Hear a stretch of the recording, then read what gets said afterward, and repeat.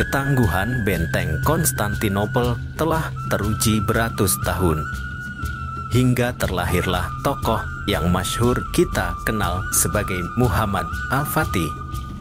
Nama julukan yang pas dari Sultan Muhammad II, Sultan dinasti Utsmani yang menaklukkan Konstantinopel setelah pengepungan selama 2 bulan pada pertengahan 1453. Kisah epik jatuhnya Konstantinopel ke tangan Utsmani telah lama kita dengar.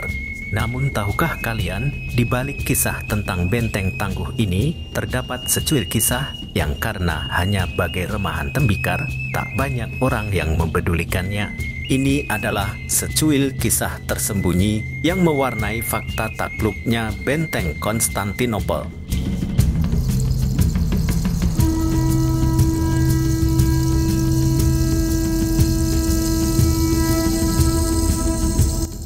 Ketangguhan benteng Konstantinopel pernah diuji oleh serangan Persia, Arab, Rusia, dan bahkan Bulgaria.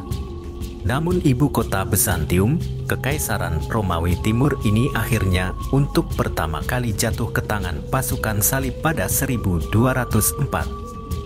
Pasca penaklukan Konstantinopel, pasukan salib mendirikan Kekaisaran Latin yang bertahan sampai tahun 1261 sebelum akhirnya kembali takluk ke Yunani yang kembali mendirikan Kekaisaran Bizantium.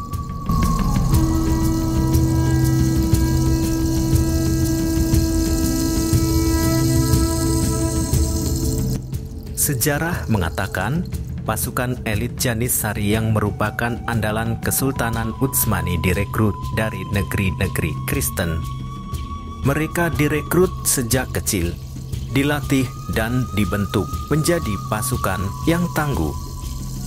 Pasukan Janissary inilah yang menjadi senjata andal penaklukan Konstantinopel.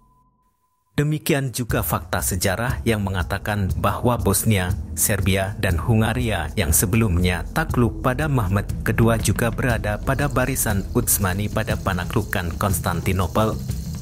Di sisi lain, Raja Konstantin ke-11 justru tidak mendapatkan bantuan dari Vatikan ketika mengharapkan bantuan dalam upaya mempertahankan Konstantinopel. Justru pelaut Itali yang dipimpin Giovanni Giustiniani Longo yang mendukung pertahanan lautnya.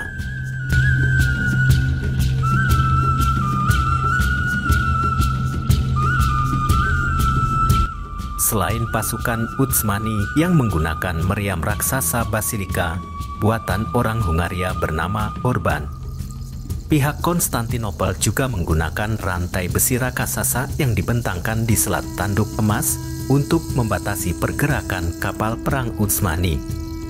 Teknologi perang yang pada zaman itu merupakan mahakarya di bidang kemiliteran.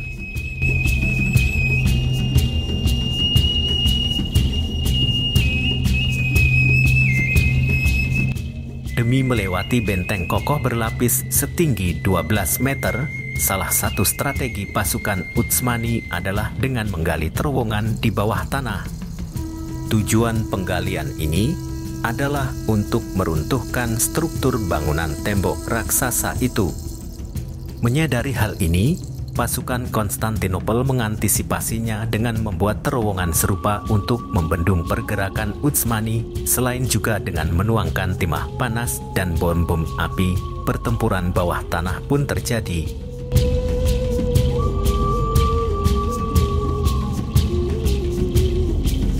Ketika armada laut pasukan Utsmani terhalangi rantai besi raksasa yang membentang di selat tanduk emas, maka Muhammad II memerintahkan strategi di luar nalar dengan cara mengangkut kapal-kapal perang mereka melewati darat dan kembali ditempatkan di laut di sisi rantai yang berbeda.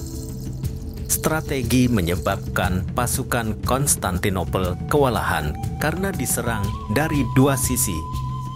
Namun, justru karena salah satu prajurit Italia lupa mengunci salah satu gerbang di antara gerbang Kerkoporta, maka pasukan Utsmani berhasil masuk dan menjadi awal penaklukan benteng Konstantinopel.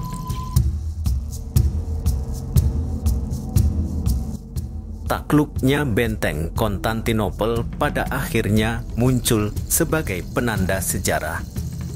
Sebagian ahli bahkan mencatatnya sebagai penanda berakhirnya abad pertengahan dan bermulanya abad modern.